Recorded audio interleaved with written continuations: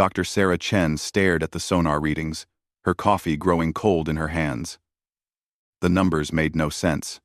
3 miles below the Pacific Ocean surface, her deep-sea scanner had found something impossible. Perfect geometric shapes. Massive ones. "Run it again," she told her research partner, Dr. Marcus Webb. "The equipment must be broken." Marcus shook his head. His weathered face creased with confusion. "I've checked it 5 times, Sarah. The readings are correct. There's a structure down there, and it's huge." Sarah looked at the monitor again. The sonar painted a picture of something that shouldn't exist. Straight lines and perfect angles. Buried in the ocean floor for who knew how long. The structure was at least 2 miles wide and appeared to be made of materials that their sensors couldn't identify. "How long has this been here?" she whispered. "Based on the sediment layers around it, I'd guess thousands of years, maybe tens of thousands." Above them, the research vessel times Deep Explorer times rocked gently in the calm Pacific waters. Sarah had been studying the ocean floor for 15 years, but she had never seen anything like this. Ancient civilizations didn't build underwater cities. They didn't have the technology. "We're going down," Sarah decided. "Prep the submarine." 2 hours later, Sarah and Marcus descended into the dark depths of the Pacific. Their small submarine, Nereid, was designed for deep ocean exploration. As they dropped deeper, the sunlight faded until only their artificial lights pierced the black water. "Depth, 2.5 miles, Marcus reported. "We should see it soon." "No." Sarah pressed her face to the porthole. The ocean floor below looked normal at first. Sand, rocks, the occasional deep-sea creature swimming past their lights.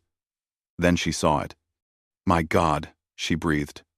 Rising from the ocean floor was a structure that belonged in a science fiction movie, not in Earth's deepest waters. Smooth metal walls covered in strange symbols stretched as far as their lights could reach. The metal didn't look old or corroded despite being underwater for thousands of years. Instead, it seemed to pulse with a faint inner light. "Are you recording this?" Sarah asked. "Every second," Marcus replied, his voice tight with excitement and fear. They circled the structure slowly. It was enormous. Definitely built by intelligent beings. But what civilization could have built this? And why was it here, hidden beneath miles of water? As they moved closer, Sarah noticed something else. "Marcus, look at those symbols. They're not random decoration. They're moving." Marcus looked where she pointed. The strange symbols on the metal walls were indeed shifting, flowing, like liquid, across the surface. As they watched, the symbols began to pulse faster, and the faint light inside the structure grew brighter. "I think we've triggered something," Marcus said nervously. Suddenly, the submarine's instruments went crazy. Every screen flickered, and new readings appeared that made no sense. The structure below them was powering up, drawing energy from somewhere deep beneath the ocean floor. "We need to surface. Now," Sarah said. But as they started to ascend, something incredible happened. The ocean around them began to glow. A soft blue light emanated from the structure, spreading outward like ripples in a pond. Fish scattered in all directions, and the water itself seemed to hum with energy. "Sarah, look at our communication equipment," Marcus said, his voice filled with wonder. Their radio, which had been silent in the deep ocean, suddenly crackled to life. But the sounds coming through weren't human voices. They were signals.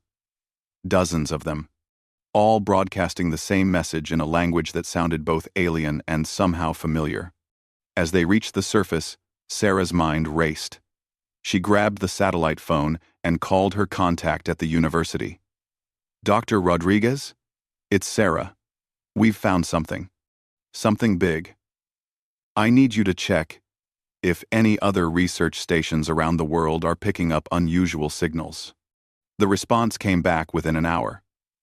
Research stations in the Atlantic, Indian, and Arctic oceans were all reporting similar findings. Massive structures buried in the ocean floor, all of them awakening at the same time, all of them sending out the same mysterious signals. But the most disturbing news came from space. The International Space Station reported that satellites around the world were detecting energy signatures unlike anything they had ever seen. The energy was coming from Earth itself, but not from any known technology. Sarah sat in her cabin that night, staring at the data they had collected. Whatever they had found wasn't built by any human civilization. The technology was too advanced, too alien. But if it wasn't human, who had built it? And why was it waking up now?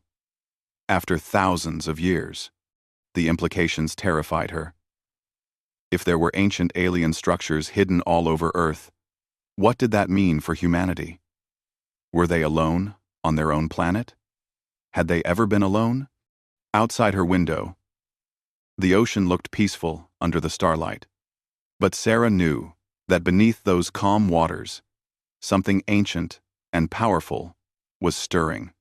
Something that had been waiting for the right moment to reveal itself.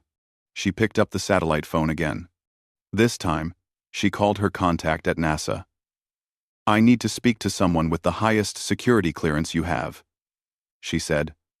"We've found something that changes everything." As she waited for the call to connect, Sarah couldn't shake the feeling that they had just opened a door that was meant to stay closed. The strange symbols on that underwater structure had looked almost like writing, but writing in a language that seemed to bypass her conscious mind and speak directly to something deeper. Tomorrow, she would return to the structure. She would study it, document it, and try to understand what it meant. But tonight, she sat in the darkness and wondered if humanity was ready for whatever was about to be revealed.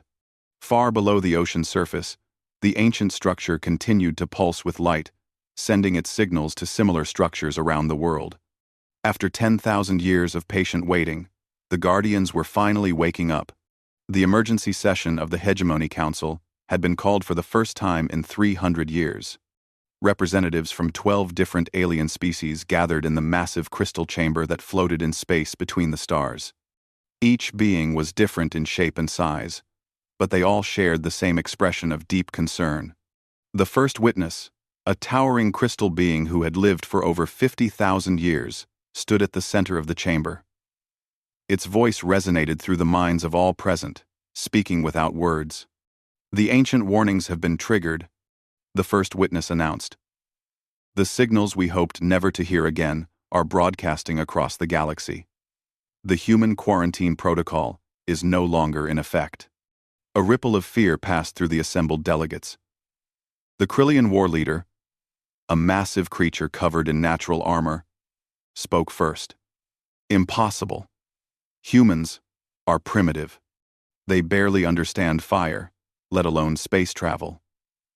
Our scouts report they still fight wars with metal weapons." "Your scouts are wrong," the first witness replied. "Or rather, they see only what they are meant to see. The humans have been hidden from us, kept dormant until now, but something has triggered their awakening." On the other side of the galaxy, Sarah Chen stood in a hastily constructed research facility on the ocean surface. Around her, scientists from every major nation worked frantically to understand what they had discovered. In just 1 week, similar structures had been found in all of Earth's major oceans. Each one was identical in design, but served a different function. "The Pacific structure appears to be some kind of communication hub," Dr.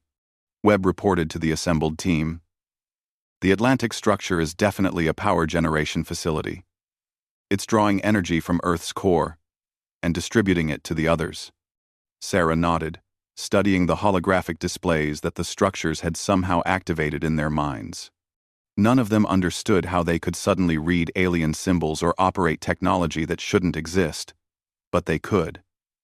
It was as if the knowledge had always been there, waiting to be unlocked. "What about the changes in the population?" asked Dr. Rodriguez, who had flown in from the university. "The reports coming in from around the world are disturbing." 9. 9. 9. Sarah knew what he meant. In the week since they had awakened the first structure, humans everywhere had begun to change. Test scores were skyrocketing. Athletes were breaking records that had stood for decades. People were solving complex mathematical problems they had never studied. Most disturbing of all, violence and crime rates had dropped to almost zero worldwide, as if humanity had suddenly remembered how to cooperate. It's not just mental changes, Dr. Webb added quietly. The medical reports show physical improvements too. Enhanced immune systems, improved reflexes, better eyesight. It's like someone is upgrading the entire human race, millions of light years away. The ethereal collective, beings of pure psychic energy, gathered in their crystal ships to discuss the growing crisis. For thousands of years, they had used their mental powers to influence the development of younger species. But Earth had always been invisible to them, a blank spot in their psychic awareness. Now we know why we could never touch their minds, whispered the ethereal prime. They were designed to be immune to our influence. But designed by whom? And for what purpose? The answer came from the oldest member of the Hegemony Council, a being so ancient that it remembered the galaxy before the current civilizations existed. The Chronicler, a living computer that stored the memories of 1 million species, accessed files that had been locked away for 40,000 years. The Architects, the Chronicler announced, its mechanical voice filled with static. They called themselves the Architects of Peace. We thought they were a myth, a legend told by primitive species to explain the unexplainable. But the records show they were real. The assembled delegates leaned forward as the chronicler displayed holographic images from the deepest archives. They showed beings of incredible power who traveled the galaxy not to conquer, but to prevent conflicts before they could start. When negotiations failed, they had other methods. The architects ended the Great War 40,000 years ago, the chronicler continued. A conflict that involved every species in the galaxy and threatened to destroy all intelligent life. But they didn't end it through superior technology or overwhelming force. They ended it by creating something new. Something designed specifically to maintain peace. The holographic display showed the final battle of the Great War. Massive fleets from hundreds of species, all fighting for control of the galaxy. Then, suddenly, they stopped. Ships simply powered down. Weapons ceased firing. Warriors laid down their arms and walked away from battles they had been fighting for centuries. They created a peacekeeping force, the first witness said, its crystal body dimming with remembered fear. Living beings engineered to end conflicts, but not through violence, through something far more terrifying. The ability to make other species simply stop fighting. On Earth, Sarah was beginning to understand the truth as ancient knowledge flooded her mind. The structures weren't just buildings, they were teaching machines. Each one contained information about humanity's true origin and purpose. The story they told was incredible and terrifying. Humans hadn't evolved naturally on Earth. They had been created by an ancient race called the Architects. Beings who had dedicated themselves to maintaining peace throughout the galaxy. But the Architects had faced a problem. How do you create peacekeepers who won't become conquerors themselves? Their solution was elegant and horrifying. They designed a species that would instinctively protect others, but would remain dormant until they were truly needed. They gave them incredible potential for intelligence, strength, and cooperation, but kept these abilities locked away. Most importantly, they made them naturally resistant to outside influence and control. Then the Architects had done something unprecedented. They had voluntarily destroyed themselves, removing the temptation to control their creation. They left behind only automated systems to monitor and guide human development, waiting for the day when the galaxy would face a threat so great that the peacekeepers would need to awaken. The question now, Sarah said to her assembled team, is what threat could be so terrible that it would require awakening an entire species of living weapons? Her answer came from the deep space monitoring stations that had been frantically scanning the galaxy since the awakening began. Long-range sensors had detected something approaching from the edge of the galaxy, something vast and hungry that consumed everything in its path. The Devourers, the ancient enemy that had started the Great War 40,000 years ago, were returning. And this time, they brought an entire galaxy's worth of consumed worlds with them. As Sarah stared at the sensor readings, she realized that humanity's awakening wasn't just about becoming protectors of Earth. They were about to become the galaxy's last hope for survival. Whether they were ready or not, the test was coming. Around the world, similar realizations were dawning on humans who had been touched by the ancient knowledge. They understood now why they had been created and what they were supposed to do. But they also understood the price of their power. To save the galaxy, they would have to become something more than human. The only question was whether they could save everyone else without losing themselves. Commander Zexhai of the Krillian Empire stood in his war room, staring at intelligence reports that made no sense. His species had conquered over 1,000 worlds through superior military might and strategic thinking. They feared nothing in the galaxy. Until now. "Sir," his aide said nervously, "we've received confirmation from the Archives Division. The Battle of the Void Gate wasn't against an unknown enemy as we believed. It was against a single human vessel." Zexhai's forearms tensed. The Battle of the Void Gate was legend among his people. Their greatest defeat, where an entire Krillian battle fleet had been destroyed by an enemy that appeared from nowhere and vanished just as quickly. That defeat had happened 30,000 years ago, long before humans were supposed to have space travel. "One ship?" Zexhai growled. "One human ship destroyed 300 of our best warships?" "According to the recently unlocked archives, yes, sir.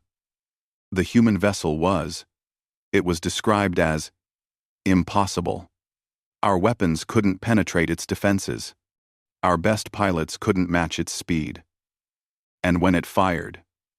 The aide's voice trailed off. "When it fired, what? It didn't destroy our ships, sir. It absorbed them, broke them down at the molecular level, and used the material to repair and upgrade itself. By the end of the battle, the human ship was 3 times larger than when it started. On Earth, the changes were accelerating beyond anything Sarah and her team could have imagined. The 12 ocean structures had revealed themselves fully, rising from the depths as massive towers that stretched from the ocean floor to the surface. But they were just the beginning. Human colonies scattered across the solar system were reporting impossible developments. Mars base, which had struggled for years to maintain basic life support, suddenly found its systems upgrading themselves. New technologies appeared overnight. As if the equipment was remembering capabilities it had always possessed, but never used. "Sarah, you need to see this," Dr. Webb called from the communication center. He was monitoring transmissions from around the world, and what he was seeing terrified him. Sarah hurried over to find Webb staring at a world map covered in pulsing lights. Each light represented a human settlement, and they were all connected by streams of data flowing between them at impossible speeds. "What am I looking at?" Sarah asked. "Global human coordination," Webb replied. "Every person on the planet is somehow connected to this network. They're sharing knowledge, coordinating activities, working together like parts of a single organism." Sarah felt a chill run down her spine. She had been experiencing something similar herself. Thoughts and knowledge that weren't her own kept appearing in her mind. She could sense other humans around the world, feel their emotions and intentions. It was like becoming part of something much larger than herself. "The network isn't just on Earth," Webb continued. "We're receiving signals from human colonies on Luna, Mars, even the research stations in the asteroid belt. They're all part of it now." Across the galaxy, panic was spreading among the established civilizations. The ethereal collective, masters of psychic manipulation, discovered that their mental probes simply bounced off human minds, like water off glass. The Zephyrian Trade Federation found their economic models collapsing as human colonies suddenly became self-sufficient and stopped needing their goods. But it was the discovery of Earth's true nature that sent shockwaves through the galactic community. The planet itself is artificial, announced Dr. Veltar of the Hegemony Science Council to the Emergency Assembly. What we thought was a natural world is actually the largest construction project in galactic history. The continents, the oceans, even the moon. They're all part of a massive defensive installation. The evidence was overwhelming. Deep space sensors, now focused on the Sol system with unprecedented intensity, revealed energy signatures that painted a terrifying picture. Earth's crust contained weapon systems that dwarfed anything in the known galaxy. The moon was rotating to reveal its hidden side, a surface covered with defensive installations that had been dormant for thousands of years. But the most shocking discovery came from Mars.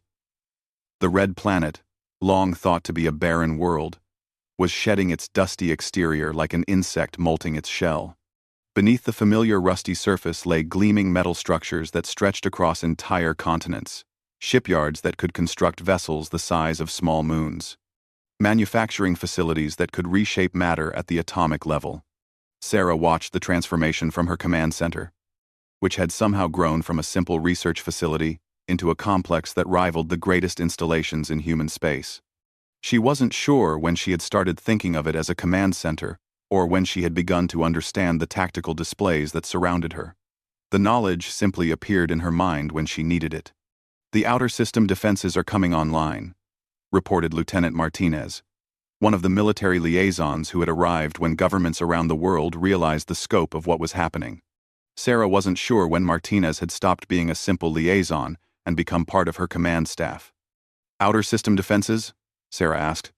Martinez gestured to a holographic display that showed the solar system in 3 dimensions. Sarah could see Earth and its familiar neighboring planets. But there were new objects appearing on the display. Massive structures hidden in the asteroid belt, weapon platforms disguised as asteroids, sensor networks that stretched to the edge of the solar system. It appears the entire Sol system is a fortress, Martinez explained. One designed to defend against threats from outside the galaxy. The asteroid belt alone contains enough firepower to destroy entire star systems. The implications hit Sarah like a physical blow. Humanity hadn't been left on Earth to develop naturally. They had been left to guard a weapon system of unimaginable power. The planet itself was a military installation, and humans were its operators. But the most disturbing development was happening to humans themselves. Around the world, people were beginning to change in ways that went beyond enhanced intelligence and physical improvements. Some humans were developing direct interfaces with technology, able to control machines with thought alone. Others were displaying abilities that seemed to bend the laws of physics, moving objects without touching them, seeing through solid matter, communicating across vast distances without any equipment. Sarah, Webb said quietly, I think we need to consider the possibility that we're not becoming better humans. We're becoming something else entirely. Sarah knew he was right. She could feel it happening to herself. Her thoughts were faster now, more complex. She could perceive dimensions of reality that had been invisible to her before. Most disturbing of all, she was beginning to see other humans not as individuals, but as components of a larger system. The galaxy watched in growing terror as reports filtered in from across human space. Human ships that had been simple cargo vessels were transforming into something that looked more grown than built. Human colonies were expanding at impossible rates, reshaping entire worlds with technologies that shouldn't exist. And from the edge of the galaxy came the first confirmed sightings of the enemy that had triggered this awakening. Massive biological ships that consumed everything in their path, leaving empty space where star systems had once existed.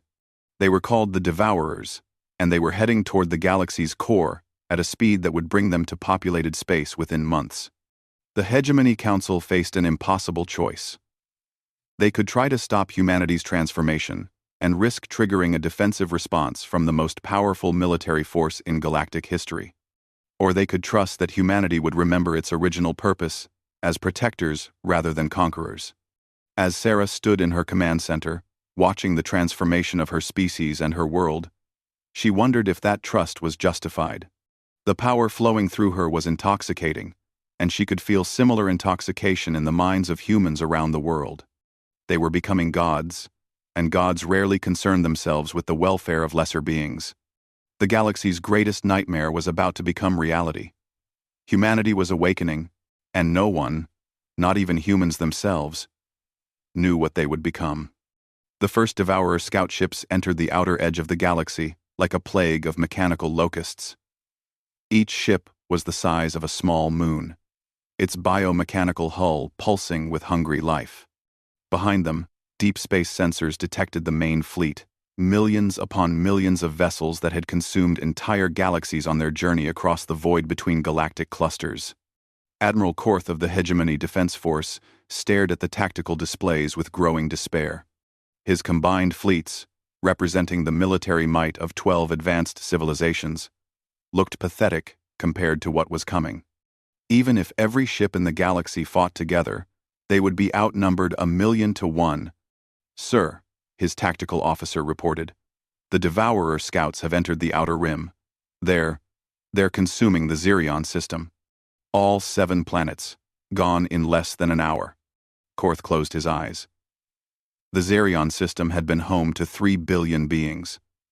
Now it was just empty space and growing Devourer ships that had fed on everything the system contained. "Have we received any response from the Sol system?" he asked. "Nothing official, sir. But our long-range sensors are detecting massive energy buildups throughout human space. Whatever they're planning, it's big." On Earth, Sarah Chen stood at the center of what had once been the Pacific Ocean but was now revealed to be a vast command complex. The water itself had been drained away, exposing kilometers of gleaming metal surfaces covered with control systems that responded to human thought. Around her, hundreds of humans worked at stations they somehow knew how to operate, despite never having seen the technology before.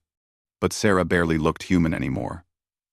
Her skin held a faint, luminescent quality, and her eyes glowed with inner light. Neural interfaces had grown from her skull, connecting her directly to the vast computer systems that controlled Earth's defenses. She was no longer just Sarah Chen, marine archaeologist. She was the primary command node for humanity's awakening military force. "Status report," she said, her voice carrying harmonics that hadn't been there weeks before. "All planetary defense systems are online," reported Commander Hassan, who had undergone similar changes. "Lunar Fortress is at full readiness.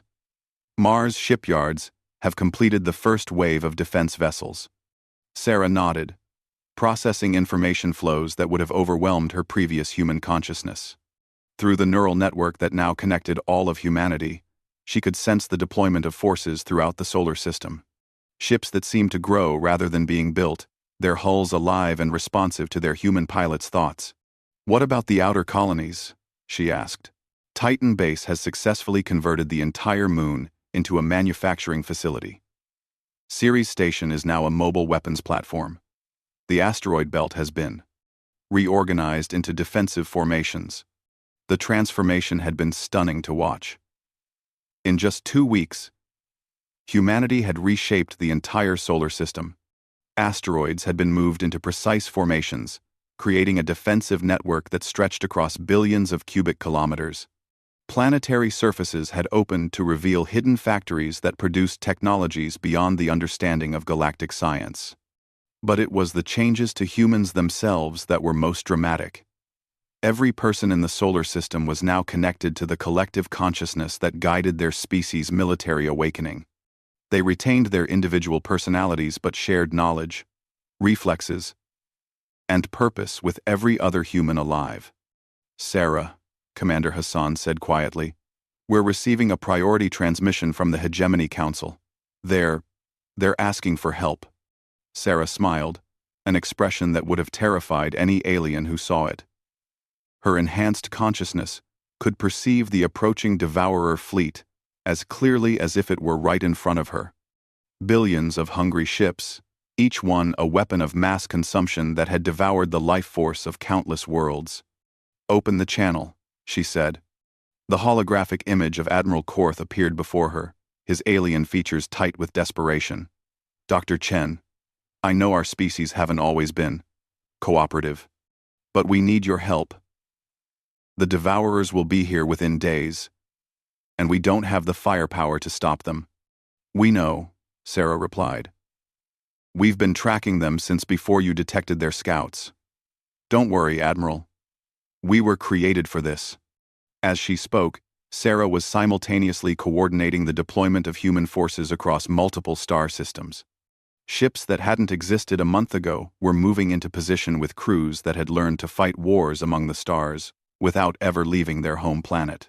The first engagement came sooner than expected. 3 Devourer scouts, each the size of a large city, dropped out of hyperspace near the outer edge of the Sol system.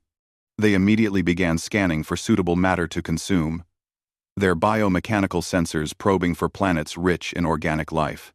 They never got the chance to feed. The asteroid that intercepted the first scout looked natural enough, just another chunk of space rock drifting through the void. But when it came within range, the asteroid opened like a flower to reveal a human pilot sitting in a cockpit that seemed to be grown from living metal. The pilot's consciousness was directly connected to the ship's systems, making human and machine into a single entity. The Devourer scout's weapons, designed to break down matter at the molecular level, struck the human ship with enough force to destroy a small planet. The energy simply flowed through the ship's hull without causing damage, absorbed and redirected by systems that operated on principles the galaxy's greatest scientists couldn't comprehend. The human ship's response was swift and terrifying.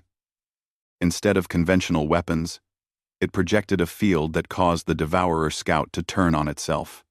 The biomechanical hull began consuming its own systems, as if the ship's hunger had been redirected inward.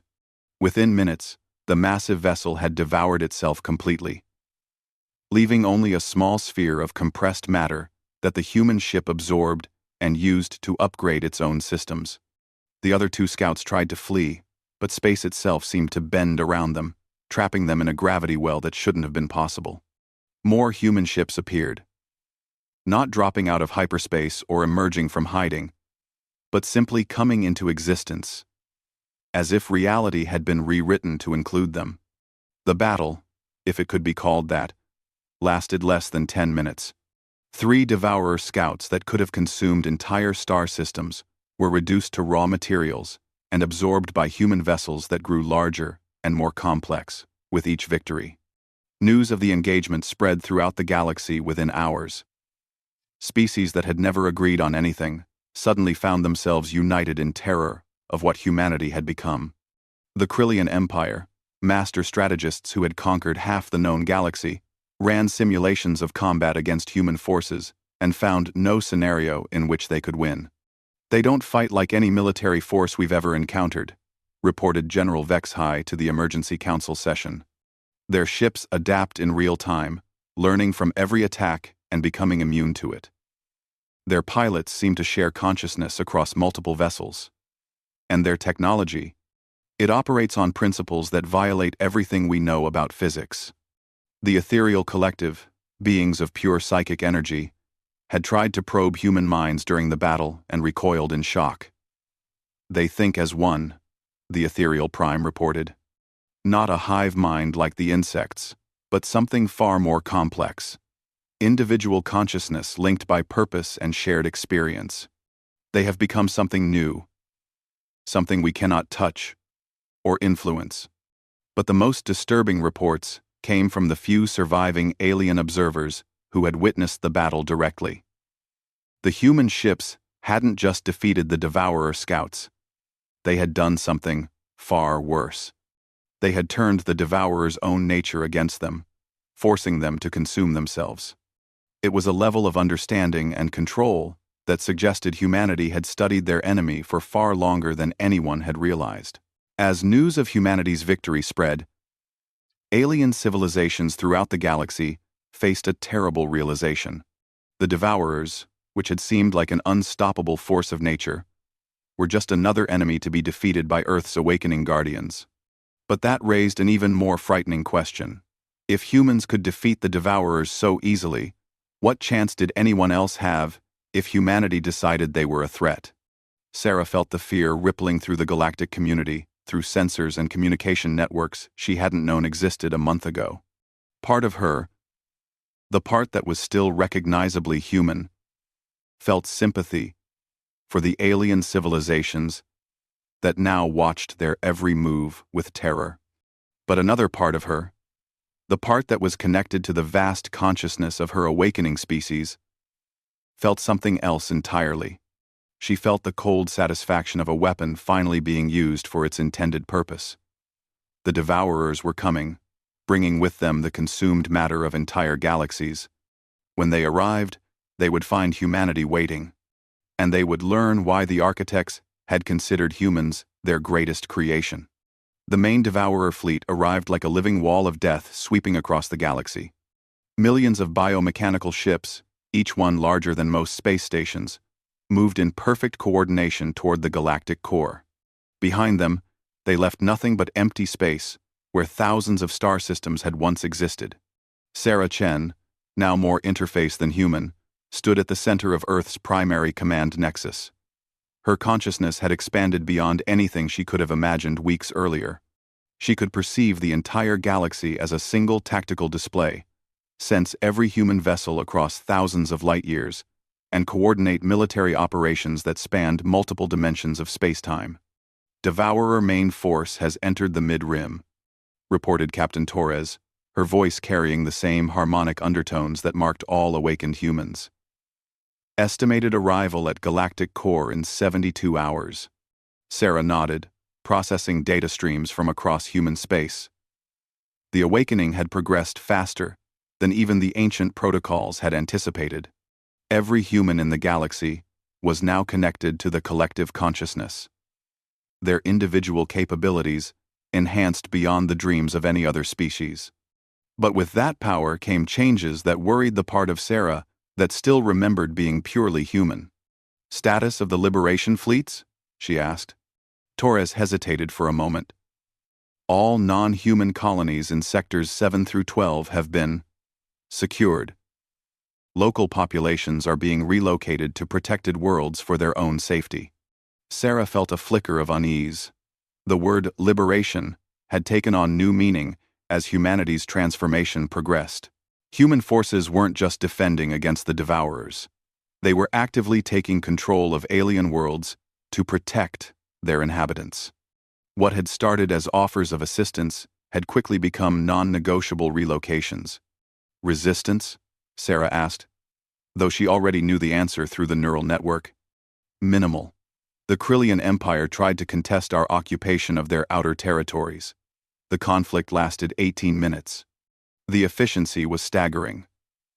Krillian warriors, bred for combat across 1,000 generations, had been unable to even damage human vessels. Their weapons simply couldn't function against technology that rewrote the laws of physics in real time. Their tactical advantages meant nothing against an enemy that could predict their strategies before they formed them. But it wasn't the ease of victory that troubled Sarah. It was how naturally her species had taken to domination. Each successful engagement made humans more confident in their superiority, more certain that other species needed their guidance and protection. The line between guardian and conqueror was becoming harder to see. Sarah, came a voice through the network. It was Dr. Webb, calling from the Centauri system where he was overseeing the construction of new human settlements. I think we need to talk. Sarah opened a private communication channel. Something that required only a thought with her enhanced capabilities. What is it, Marcus? What is it, Marcus? The colonists here aren't voluntary anymore, he said quietly. We're moving entire alien populations to protected reserves and claiming their worlds for human expansion. This isn't protection, Sarah, it's conquest. The words hit Sarah like a physical blow. Not because they were untrue, but because she realized how little they bothered her. The enhanced consciousness that connected all humanity carried with it a sense of destiny, a certainty that they were meant to guide and protect lesser species. Even when that protection required taking away their freedom. "The devourers are coming," she replied, hearing the coldness in her own voice. "Everything else is secondary to stopping them." "But at what cost?" Webb pressed. "We're becoming exactly what the galaxy fears we might become." Before Sarah could respond, alarms echoed through the command center. The first wave of devourer ships had reached the outer colonies, and the real battle was about to begin. The engagement that followed would be studied by military historians for generations, if there were any historians left to study it. The devourers came in overwhelming numbers. Each ship a weapon of mass consumption that had devoured the life force of countless worlds. They moved in perfect coordination, their biomechanical hulls pulsing with hungry anticipation. They met humanity's response like a wave crashing against an immovable cliff. Human vessels emerged from seemingly empty space. Their crews no longer fully human, but something far more dangerous. Where devourer weapons tried to consume matter, human technology simply refused to be consumed. Where devourer ships tried to adapt and evolve, human consciousness evolved faster. The battle wasn't fought with conventional weapons. Instead, humanity turned the devourer's own nature against them on a galactic scale. Ship after ship began consuming itself as human technology rewrote their basic programming. Entire fleets dissolved into component atoms that human vessels absorbed and used to grow larger and more powerful. Within hours, what had seemed like an unstoppable force was being systematically converted into raw materials for humanity's expansion. The devourers, who had consumed the matter of entire galaxies, found themselves becoming food for an enemy they couldn't comprehend. But as the victory became clear, Sarah realized that something fundamental had changed in humanity's collective consciousness. The thrill of absolute power, the intoxication of being unstoppable, was transforming her species into something the architects might not have intended. Reports flooded in from across human space. Alien civilizations were surrendering without being asked, offering themselves as protected subjects of humanity's expanding empire. The Hegemony Council had dissolved itself and begged for human administrators to govern their worlds. Species that had ruled star systems for millennia were willingly accepting human oversight. "Sarah," Captain Torres said, her voice filled with the satisfaction of absolute victory. "The last devourer stronghold has fallen. We've achieved total victory. The galaxy is safe." Sarah nodded. But the word, safe, echoed strangely in her enhanced consciousness. Safe, for whom? Safe, from what? The devourers were gone, consumed by the very hunger they had brought to countless worlds. But in their place, humanity had become something that might be even more dangerous. Not because they were evil, but because they were absolutely certain they were right. As reports continued to flow in, Sarah realized the scope of what had happened. Human forces weren't just occupying strategic worlds anymore. They were systematically taking control of entire civilizations. Alien governments were being dissolved and replaced with human administrators. Entire species were being relocated to worlds chosen for them by human planners who knew what was best for everyone. And the most troubling part was how little resistance there was. Not because humanity was using force, but because they genuinely offered protection, security, and prosperity. They could solve problems that had plagued alien civilizations for millennia. They could prevent wars, eliminate poverty, and guide younger species toward better futures. The question was whether anyone had a choice in accepting that guidance. "Dr. Chen," came a transmission from the ruins of the Hegemony capital. "This is Admiral Korth.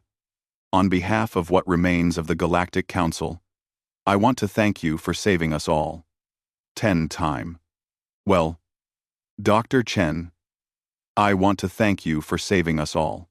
Sarah accepted the transmission, looking at the alien officer who had once commanded fleets that could destroy planets. Now he looked small and tired, grateful, but also afraid. The galaxy is safe now, Sarah replied. We'll make sure it stays that way. Sarah. As the transmission ended, Sarah stood in her command center surrounded by the technology that had transformed her species into gods. Through the neural network, she could sense every human in the galaxy, all of them connected by purpose and power. They had saved everyone, just as they were designed to do. But looking out at the stars that now belonged to humanity, Sarah couldn't shake the feeling that they had lost something essential in the process. They had gained the power to protect the galaxy, but in doing so, they had become the very thing that the galaxy might someday need protection from. The devourers were gone, consumed by their own hunger. But humanity remained, benevolent and absolute, watching over their charges with the patient care of gardeners tending their crops. And deep in the part of her consciousness that still remembered being purely human, Sarah wondered if there was any difference between protection and captivity. When the protected had no choice in the matter, the galaxy was safe. But the question of whether it was free would haunt the stars for generations to come.